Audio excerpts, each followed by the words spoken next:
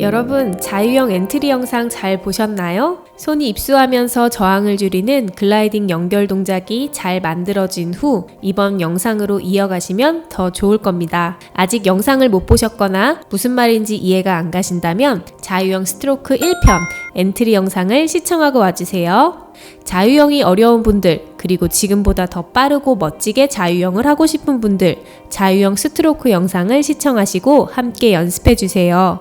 이번 자유형 스트로크 시리즈 영상이 마무리될 때까지 함께 연습하신다면 여러분의 자유형은 분명 바뀌어져 있을 거라 확신합니다.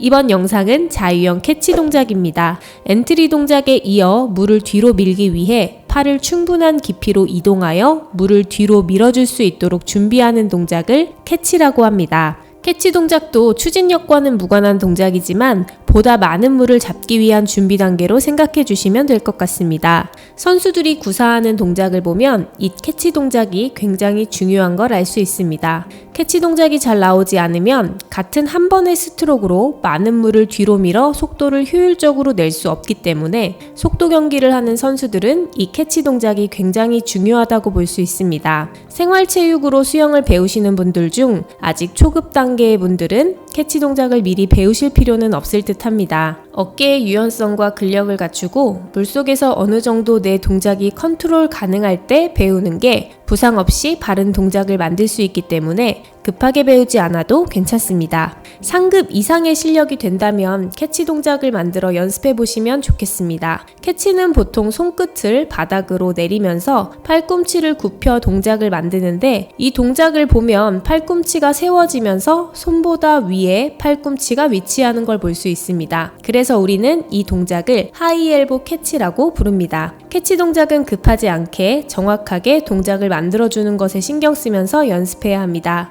앞에서 손을 당기는 캐치 동작이 빠르고 급해지면 유선형을 유지하고 있던 중심이 흐트러지고 팔꿈치가 떨어지기도 합니다. 또 앞에서 과한 힘으로 물을 당기면 정작 속도를 내줘야 하는 푸시 동작에서 타이밍을 놓쳐 물을 흘려버릴 수 있습니다. 캐치 동작은 급하지 않게 정확하게 동작을 만들 수 있도록 연습해주세요. 그럼 같이 연습해봐요. 먼저 제자리에서 동작을 만들어 보세요. 팔을 돌리는 느낌을 느껴보세요. 팔꿈치가 위쪽으로 돌아가면서 팔을 굽히면 자연스럽게 손끝이 바닥을 향하도록 만들 수 있습니다. 물속에서 자연스럽게 캐치 동작을 만드는 것이 쉽지 않기에 제자리에서 연습을 해보고 하시는 것이 좋습니다. 데크나 침대에 엎드려 동작을 만들어 보세요. 팔 안쪽 부분이 벽에 붙는 자세를 만들면 하이엘보 캐치 동작이 만들어집니다. 이 느낌을 잘 기억하고 물속에서도 연습해 보세요. 캐치 동작에서 팔꿈치가 먼저 떨어지지 않도록 하기 위해서는 그 느낌을 정확하게 이해하고 동작을 만들어주는 것이 좋은데 무조건 손으로 물을 당겨 몸을 앞으로 보내려 하기보다는 멀리 있는 물을 내 몸으로 끌어온다는 느낌으로 연습해주는 것이 좋습니다. 큰 공을 끌어안는다는 느낌으로 동작을 만들어 보세요. 공을 팔이 감싸 안고 있으면 팔꿈치가 먼저 떨어지기 어렵겠죠?